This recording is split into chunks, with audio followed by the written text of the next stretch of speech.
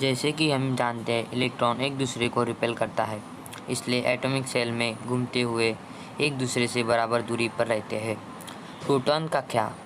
Nucleus के अंदर proton एक दूसरे के साथ प्यार मोहब्बत से रहते हैं। सेम चार्ज होते हुए भी दो प्रोटॉन एक दूसरे को धक्का देकर एक दूसरे को बाहर क्यों नहीं निकाल फेंक देते? देखिए, विज्ञान कहता है कि प्रोटॉन की मजबूरी है एक दूसरे के साथ मिलजुल कर रहना। मैं और एक बात बता दूं, यूनिवर्स बनने में सिर्फ 4 फंडामेंटल फोर्सेस ही काम करती है। इनमें से एक है इलेक्ट्रोस्टैटिक फोर्स, और इसी का ही एक लॉ है, कूलम्ब्स लॉ। तो हम देखने जा रहे हैं Coulomb's law. Coulomb's law: electrostatic force between two particles is proportional to the product of their charges and inversely proportional to the square of distance between them. F equals to K Q1 Q2 by R square, where F equals to electrostatic force, K equals to Coulomb's law constant, Q1 Q2 are 2-point charges and R is the distance between them. जैसे हमें पता है charge दो type के होते हैं, positive and negative. Opposite charge attract each other and two same charges repel each other. अगर हम दो सेम और अपोजिट चार्ज को एक दूसरे के पास लेकर आए तो ये दोनों चार्ज एक दूसरे पर फोर्स एक्सर्ट करते हैं।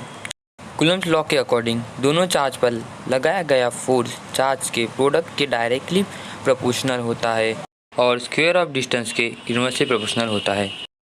इसका मतलब हम चार्ज की वैल्यू को इंक्रीज़ करते हैं तो फोर्स की क्वांटिटी इंक्रीज़ होंगी, और डिस्टेंस को इंक्रीज़ करते हैं तो फोर्स क्वांटिटी डिक्रीज़ होंगी। Same charges are repulsive in nature and different charges are attractive in nature. अभी हम इसका एप्लीकेशन देखने वाले हैं। जब हमने बलून को कपड़े से रब किया तो कपड़े में के थोड़े इलेक्ट्रॉन बलून में आ गए, क्योंकि बलून की यानी रबर की प्रॉपर्टी है इलेक्ट्रॉन को गेन करना।